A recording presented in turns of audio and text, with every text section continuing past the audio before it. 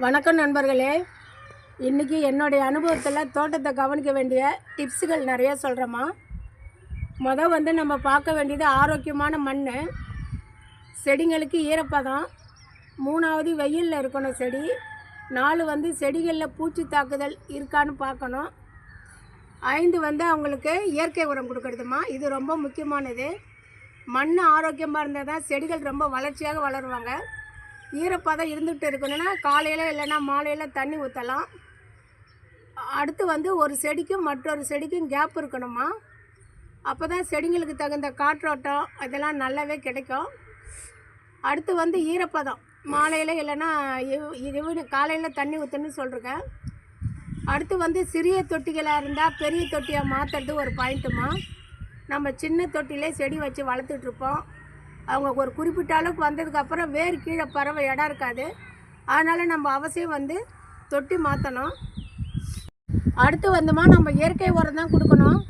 நம்ம தோட்டம்னு வச்சு கெமிக்கல் உரம் கொடுத்து கடையில் சேல்ஸ் பண்ணுற உரத்தை கொடுத்தா நமக்கு புண்ணியம் இல்லைம்மா. நம்ம இயற்கை உரம் மணிலா புண்ணாக்கு, வாழைப்பழ அமினோ அமிலம், வாழைப்பழத்தோலில் நமக்கு பொட்டாசியம் இருக்குது, கிச்சன் வேஸ்டேஜு, புளிச்ச மோர், தயிர், பஞ்சகாவியா, மீன் அமினோ அமிலம், இந்த மாதிரி நிறைய இயற்கை உரம் இருக்குமா. அதை ஒரு 10 days இல்லைன்னா ஒரு வாரம் அளவுக்கு நாம் கொடுக்கலாம்.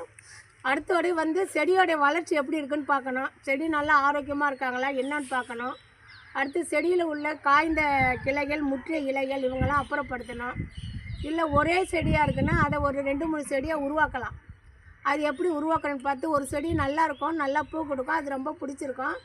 நம்ம இன்னொரு கிளையை எடுத்து அதில் உடச்சி வச்சு இன்னொரு செடியும் உருவாக்கலாம். அது நெக்ஸ்ட்டு பழமரம்லாம் வைக்க போகிறோம்னா நம்ம சின்ன தொட்டிலாம் வைக்கக்கூடாது.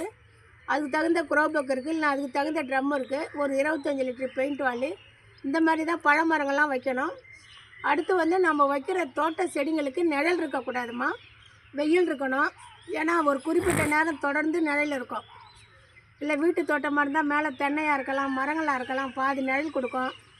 அந்த மாதிரி பார்க்கலாம். அடுத்து நம்ம மாடியிலேருந்து இறங்குற தண்ணியை, மழைநீர் தண்ணி நேராக அந்த செடியில் விழும்.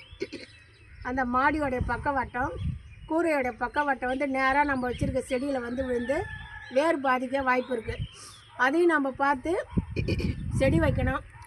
ஒரு வீடுன்னு இருந்தால் ஒரே செடி வகையை, காய்கறி செடி, பூச்செடின்னு ஒரே வகையை வைக்காத எல்லா செடியும் கலந்து வைக்கணுமா. காய்கறி, கொடி வகை, பூச்செடி, பழமரம், மூலிகை செடிகள், இந்த மாதிரி எல்லாம் கலந்து வச்சா நமக்கு தோட்டம் பார்க்க அழகாக இருக்கும்.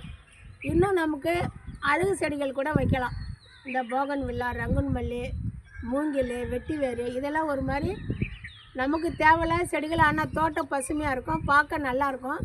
அந்த மாதிரி செடிகளும் வைக்கலாம். ஃபஸ்ட்டு மண்ணை நல்லா தேர்வு பண்ணுங்கள். அடுத்து விதை நேர்த்தி, விதைகள் நல்லா இருந்தால் தான் நல்ல விளைச்சல் கொடுக்கும். அதை போடும்போதே கொஞ்சம் சவள விதை, அந்த மாதிரி விதைகள் இல்லாத நல்ல விதைகளாக தேர்ந்தெடுத்து போடுங்க. செடிகளில் ஈரப்பதம் இருக்கான்னு நீங்கள் கவனிச்சிக்கணும். அடுத்து ஒரு நாள் தண்ணி ஊற்ற முடியலனாலும் மறுநாள் எவ்வளோ முழுக்கு சீக்கிரம் முடியுமோ அந்த அளவுக்கு ஊற்றிடுங்க. அப்புறம் செடிகளில் பூச்சி தாக்குதல், இந்த வெள்ளைப்பூச்சி ஆதிக்கம் அதிகமாக இருக்குமா. பூச்சி தாக்குதல் இப்போ நான் ரீசெண்டாக ஒரு பூச்சி மாதிரி பார்த்து வில்வ செடியிலேருந்து எடுத்து போட்டேன். அந்த மாதிரி ஏதாவது ஒரு பூச்சி தாக்குதல் இருக்கும். அதையும் நம்ம நல்லா பார்த்துக்கணும். அப்புறம் சிறிய தொட்டிலே நம்ம வச்சிட்ருப்போம், பெரிய தொட்டி மாற்றணும்னு சொல்லிட்டேன். நெக்ஸ்ட்டு ஒரு மாதத்துக்கு ஒரு தடவை நம்ம வச்சுருக்கிற தொட்டிலையோ க்ரோ பேக்லேயோ நம்ம மண்ணை கிளறி விட்டுக்கினே இருக்கணுமா. மண்ணை நம்ம கிளறி விட்டுக்கினே இருக்கணும். ஏன்னா நம்ம இயற்கை உரம்லாம் கொடுக்குறோம்ல, சாதம் வடிச்ச தண்ணி கூட தண்ணி கலந்து ஊற்றலாமா நிறைய. ஆனால் தண்ணி கலக்காத மல்லாட்டை புண்ணுக்காக இருந்தாலும், மீன் அமினோ அமிலம் இருந்தாலும், வாழைப்பழம் எல்லாமே நம்ம தண்ணி கலந்து தான் கொடுக்கணும். தண்ணி கலக்காத திடமாகவே செடிங்களுக்கு உரம் கொடுக்கக்கூடாது. இது மெயினாக வீட்டு தோட்டம், மாடி தோட்டம் வைக்கிறவங்க இதெல்லாம் முன்னே கவனிக்கணுமா. இந்த மாதிரி கவனிச்சிங்கன்னா செடிகள் ரொம்ப ஆரோக்கியமாக வளர்ந்து பலன் அதிகமாக இருக்கும். இல்லைன்னா செடிகள் போயிட்டு வரேன்னு சொல்கிறதுக்கு வாய்ப்பு இருக்குமா. ஒரு செடி வாடுதுன்னா அது எதனால் வாடுது என்னான்னு பார்க்கணுமா. ஒரு செடி வாடுதுனுக்குள்ளே நீங்கள் மேல் தொட்டி மண்ணை மாற்றிட்டு வேறு மண் மாற்றலாம்.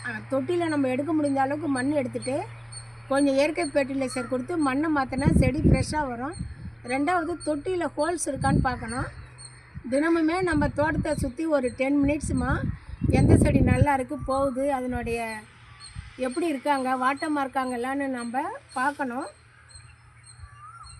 அடுத்து வந்து அவங்கள்ட்ட கொஞ்சம் நம்ம பேசினா நல்லா இருக்குமா. டைம் கிடைச்சா என்னம்மா எப்படி இருக்கீங்க அப்படின்னு அதுங்களோட கொஞ்சம் இன்ட்ரெஸ்டாக இருக்கணுமா. தோட்டத்துக்கே மெயின் வந்து நமக்கு ஆர்வம் தான் மெயின் காரணம்.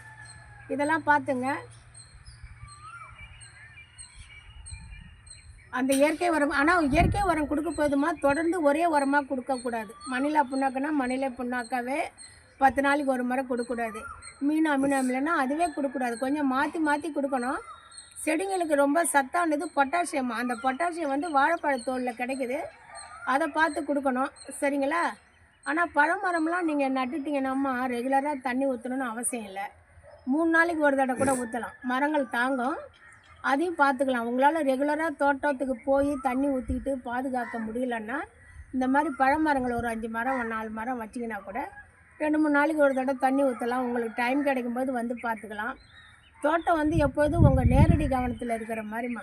தோட்டம்னு வச்சிட்டோம்னா வச்சோம் போயிட்டோம் அப்படின்னு இல்லாமல் அதை நம்ம கொஞ்சம் கொஞ்சமாக அதை நம்ம பாதுகாத்துக்கிட்டே 10 செடி 15 15 20 20 25ன்னு இப்படியே உங்களுக்கு படிப்படியாக அது இன்க்ரீஸ் ஆகணும்.